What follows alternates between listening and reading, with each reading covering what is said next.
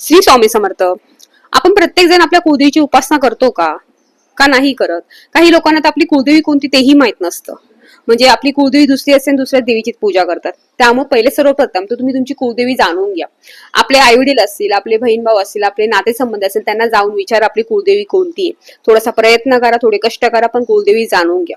कारण का होतं, तुम्ही कुलदेवीची उपासना नाही केली आणि तुम्ही दुसऱ्या देवीची उपासना असाल तर काय होतं, कुठे ना कुठे तुमच्या आयुष्यामध्ये अडचण येतात. कारण कुळाचं रक्षण करणारी कुलदेवी असते.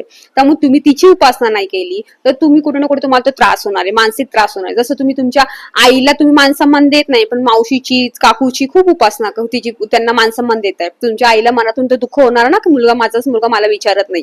त्याचप्रमाणे आपल्या कुलदेवीला आपली केलेला मानसन्मान तिला तो प्रिय आहे. त्यामुळे आपली कुलदेवी कोणती पहिली ती जाणून घ्या. थोडस प्रयत्न करा आणि जाणून घ्या. लक्षात ठेवा, 3.5 पीठापैकी कोणतीही कुलदेवी तुमची असणार आहे. त्यामुळे ती तुम्ही जाणण्याचा पूर्ण प्रयत्न करा.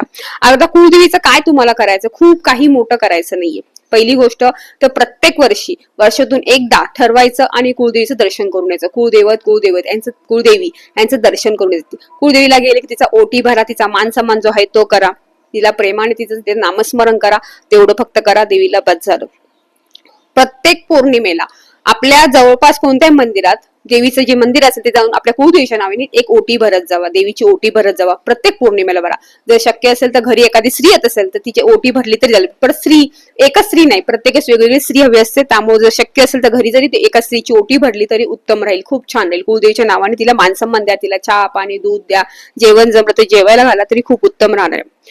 शक्य असेल मी म्हणेल रोज दुर्गाशक्तीचा पाठ, ज्यांना जमणार नाही रोज करायला, पण त्यांनी रोज एक अध्याय वाचला, रोज 2 अध्याय जरी वाचले दुर्गाशक्तीच्या पाठाचे तरीही खूप उत्तम राहणार आहे. तरी तुम्हाला रिझल्ट भेटणार आहे. नाही तर प्रत्येक पौर्णिमेला दुर्गाशक्तीचा एक पाठ तुमच्या घरात झालाच पाहिजे. नाही तर प्रत्येक मंगळवारी आपण उपवास धरतोच कुलदेवीच्या नावाने, तर प्रत्येक मंगळवारी दुर्गाशक्तीचा एक पाठ तुम्ही घरात नक्की करा. कुलदेवीला फक्त तुमची उपासना, तुमचं प्रेम हवंय. आणि कोणातेही शक्य होत नसेल, तुम्हाला तेही जमत नसेल तर रोज एक माळ ओम ऐं ह्रीं क्लीं चामुंडा इच्छे ही एक माळ रोज झाली पाहिजे.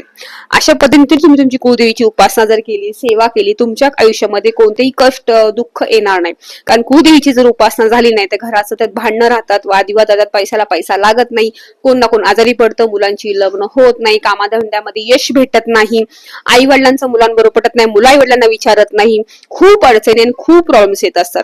त्यामुळे आणि ते कळतही नाही कशामुळे होतं, काही भेटत नाही, तुम्हाला माहित पडणार पण हा कशामुळे त्रास होतोय, सतत कोण ना कोण आजारी पडतोय. त्यामुळे आपल्या कुलदेवीची उपासना करणं, तिचा मान सन्मान करणं हे खूप महत्वाचं आहे. त्यामुळे देवीची जशी जमेल तशी सेवा करत जावा, मान सन्मान करत जा. घरात एकतरी देवीचा फोटो असावा. श्री स्वामी समर्थ.